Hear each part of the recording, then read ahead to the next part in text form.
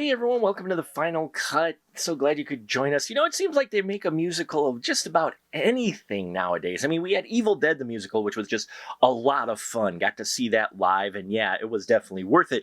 And then, you have Thanksgiving the musical. Yes, it does exist, as well as Debbie Does Dallas the musical. Oh yeah, there's one out there as well. Well, today we are looking at Ed Gein the musical. Yes, a musical movie about one of the most notorious macabre individuals in history that inspired many a horror film and horror stories. And here we have Ed Gein, who we catch up to him just as he is getting the taste for killing, and we catch him with his two murder victims, Bernice and Mary.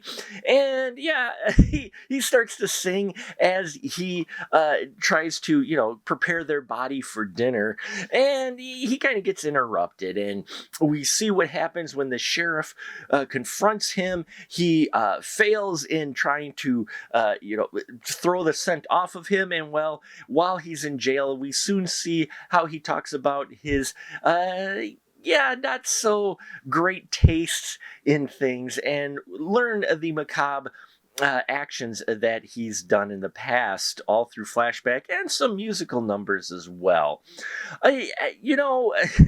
Steve Russell directed this, and Dan Davies wrote it, as well as stars as the Ed Gein character. And I will say I enjoyed his portrayal of the Ed Gein character. You get the impression of this shy, guy, introvert, that is kind of quirky. It's just kind of that odd guy of town, which a lot of small towns have. And he does portray that here with a little bit of that dark macabre side, which you expect from Ed Gein. So Dan Davies does portray the character well. We also have Clifford Henry in here as the sheriff. Ray Murdoch, there is actually a connection in real life to Dan Davies and the arresting sheriff. There's a bit of a connection there through certain individuals. And so this isn't like being made by some outsider of Wisconsin. This guy knows and was close to the subject matter, or at least knows the actual inner details. So I appreciated that quite a bit, and that they handle this fairly well. They keep it to Ed Gein. You do have the two victims in here, which we do get some really interesting kind of dream moments as we get inside Ed Gein's head of what he's picturing with his victims. Yeah, and I thought they handled that interesting, and kind of give it this surrealism of what might be going on inside this guy's head. And the musical numbers, while they aren't extensive, there is quite a bit of music in here.